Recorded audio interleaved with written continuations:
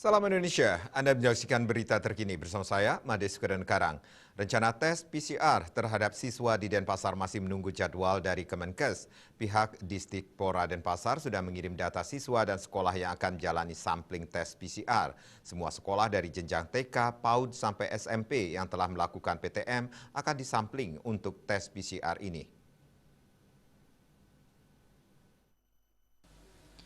Kabid Pendidikan SMP Disdikpora Denpasar Ana Agung Gede Wiratama mengatakan pihaknya belum berani memastikan kapan dilakukan tes PCR karena harus mendapat jadwal dari Kemenkes.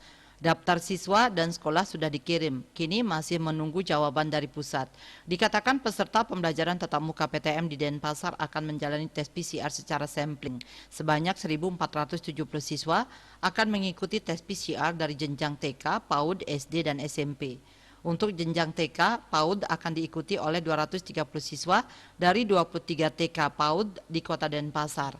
Masing-masing PAUD yang menjadi sampel tersebut diwakili oleh 10 orang siswa. Untuk jenjang SD diikuti oleh 1.000 siswa dari 25 SD yang tersebar di 4 kecamatan. Satu SD sampel diwakili oleh 40 orang siswa.